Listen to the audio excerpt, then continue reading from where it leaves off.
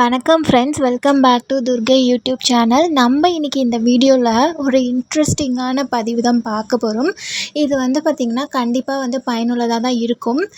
நம்ம சேனலை நீங்கள் இப்போ தான் ஃபர்ஸ்ட் டைம் பார்க்குறீங்கன்னா சப்ஸ்கிரைப் பண்ணி வச்சுக்கோங்க. அப்போ தான் நான் டெய்லியும் நான் முடிஞ்ச அளவுக்கு வீடியோஸ் போட பார்க்குறேன். அந்த வீடியோஸ் எல்லாமே உங்களுக்கு வந்து சேரும், நீங்கள் சப்ஸ்கிரைப் பண்ணாதான்.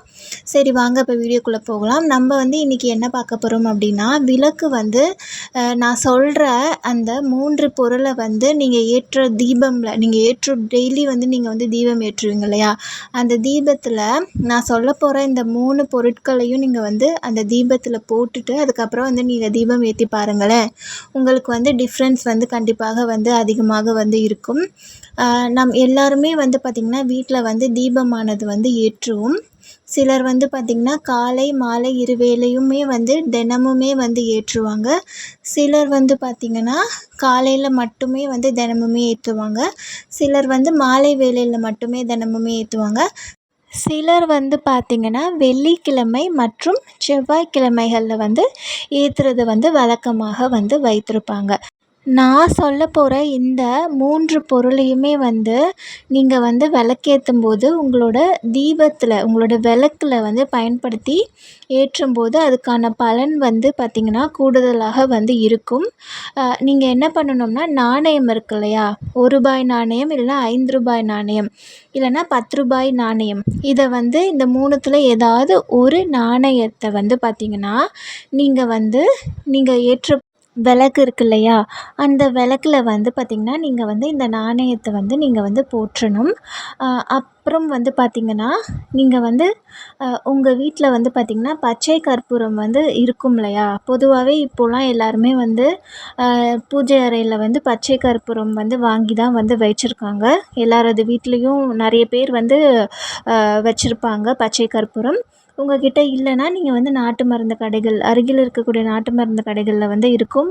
அப்படி இல்லைனா அருகில் இருக்கக்கூடிய கடைகளில் நீங்கள் சொல்லி வச்சிங்கன்னா அவங்க வாங்கிட்டு வச்சுருவாங்க. நீங்கள் அதுக்கப்புறமா பார்த்திங்கன்னா வாங்கிக்கலாம். இந்த பச்சை கற்பூரம் இருக்கு இல்லையா, இது பார்த்திங்கன்னா மிகவும் வாசனையான ஒரு விஷயம். அது நீங்கள் எண்ணெயில் போட்டுட்டு அதுக்கப்புறமா பார்த்திங்கன்னா நீங்கள் தீபம் ஏற்றும்போது பார்த்திங்கன்னா உங்களுக்கு பலன் கண்டிப்பாக இருக்கும். ஏன்னா பச்சை கற்பூரம் பார்த்திங்கன்னா உங்களுக்கு ஒரு ப்ளசண்ட்டான ஒரு வாசனை கொடுக்கும். அதன் பிறகு பார்த்திங்கன்னா ஏலக்காய் இருக்கு இல்லையா, ஏலக்காய் 1 இல்லைனா 3 அந்த மாதிரி எண்ணிக்கையில் நீங்கள் ஏலக்காயுமே போட்டுட்டு நீங்கள் தீபம் ஏற்றணும். எப்போ நீங்கள் இதை நீங்கள் செய்யணும் அப்படின்னா, இதுக்கான காலம் பார்த்திங்கன்னா கரெக்டாக பிரம்ம முகூர்த்தத்தில் இதை பண்ணும்போது பார்த்திங்கன்னா பலன் அதிகமாக கிடச்சிட்ருக்கும். பிரம்ம முகூர்த்தத்தில் விளக்கேற்றுறது சில பேர் நம்ப மாட்டாங்க. அதில் பெனிஃபிட்ஸ் நம்ம சொன்னாலும் அது பார்த்திங்கன்னா பலருக்கு புரியறது இல்லை. ஒரு 5 நாளாவது பிரம்ம முகூர்த்தத்தில் எழுந்து பூஜை பண்ணி பாருங்கள். உங்களுக்கு கண்டிப்பாக உங்களுக்கு பலன் கிடைக்குதா இல்லையா அப்படின்னு உங்களுக்கே தெரியும். கொஞ்சமாவது உங்களுக்கு டிஃப்ரென்ஸ் இருக்கும். இப்போ நீங்கள் ரொம்ப அடிமட்டத்தில் இருக்கீங்கன்னா அதிலேருந்து கொஞ்சமாவது நீங்கள் மேலே வந்திருப்பீங்க. அந்த மாதிரி ஒரு நிலமை. மேலே அப்படின்னா கொஞ்சமாவது நீங்கள் வளர்ந்து நல்ல ஒரு நிலைமைக்கு வந்திருப்பீங்க. அந்த ஒரு நிலைமை உண்டாக்கி கொடுக்கும். பிரம்ம முகூர்த்தத்தில் பூஜை அறையில் விளக்கேற்ற முடியல அப்படின்னாலும் நீங்கள் ஒரு 5 விளக்கை மட்டும் எடுத்து 5 அகல் விளக்கை மட்டும் எடுத்து சுத்தம் பண்ணிக்கிட்டு நீங்கள் பூஜை அறைக்கு வெளியே கூட நீங்கள் ஏற்றலாம். ஏன் பூஜை அறையில் ஏற்ற முடியாதுன்னா, சிலர் பார்த்திங்கன்னா பிரம்ம முகூர்த்தத்தில் குளிக்க முடியாத நிலமையில் இருப்பாங்க. அவங்க ஹெல்த் இஷ்யூஸாக கூட இருக்கலாம். அதனால் அவங்களால குளிக்க முடியாது. அப்போ அவங்க பூஜை அறையில் விளக்கேற்ற முடியாது இல்லையா.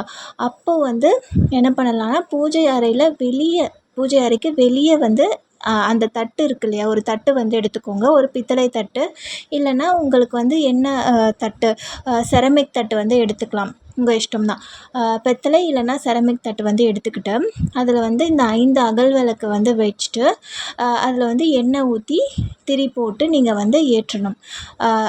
எப்போது அப்படின்னா காலையில் 3லிருந்து 6 மணி 6 மணி வரையும் கூட நீங்கள் வந்து போக வேணாம். 5:30 மணி வந்து 3லேருந்து 5:30 மணி வரையும் பார்த்திங்கன்னா நீங்கள் வந்து இந்த ஒரு விளக்க வந்து ஏற்றி நீங்கள் வந்து மனதார நீங்கள் வந்து என்ன வந்து பிரார்த்தனை பண்ணுறீங்களோ அதை வந்து ஒரே ஒரு விஷயம் மட்டும் ஃபஸ்ட்டு வந்து வேண்டிக்கோங்க. எந்த ஒரு விஷயம் வந்து மெயினாக வந்து உங்கள் வாழ்க்கையில் வந்து நடந்தால் நீங்கள் நல்லா இருப்பீங்க, உங்கள் வாழ்க்கை வந்து செல்வ செழிப்போடு வந்து இருக்கும், உங்களோட தொழில் வந்து முன்னேற்றம் அடையும், உங்களோட வாழ்வில் வந்து சந்தோஷம் வந்து பெருகும், உங்களோட பண கஷ்டமானது வந்து தீரும் அப்படின்ற ஒரு விஷயம் வந்து எது வந்து நடக்கணும் அப்படின்னு நினைக்கிறீங்களோ அதை வந்து நீங்கள் வந்து வேண்டிக்கிட்டு நீங்கள் வந்து பூஜை வந்து பண்ணுங்கள்.